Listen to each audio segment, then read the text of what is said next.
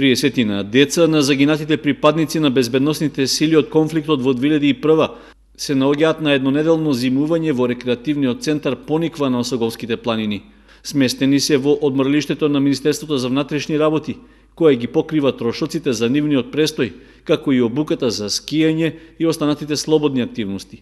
Заедно со нив на зимска обука се наоѓаат и дел од припадниците на специјалната единица, а министерот Оливер Спасовски ја искористи можноста сите нив да ги посети и да ги поздрави.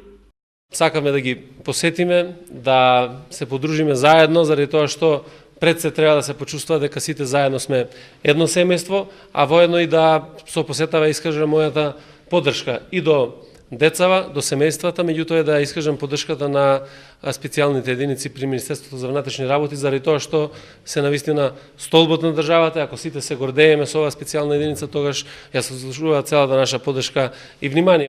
Поголем дел од потребите и барањата на децата на загинатите бранители се исполнуваат, а од нивното граѓанско здружение се задоволни од поддршката од Министерството.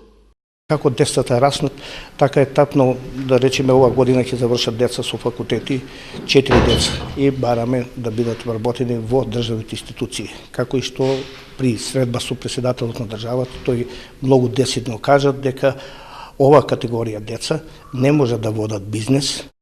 На последниот конкурс за вработување во Министерството за внатрешни работи биле вработени 4 дипломирани студенти, деца на загинати бранители, а уште тројца се ангажирани со договор.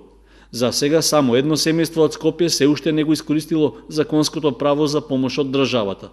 Предходно Оливер Спасовски, како генерален секретар на Социјалдемократскиот сојуз на Македонија, заедно со Петар Атанасов, председател на Комисијата за образование, и Едмонд Адеми, член на извршниот одбор, имаше средби со граѓаните на Оризари и Кочани.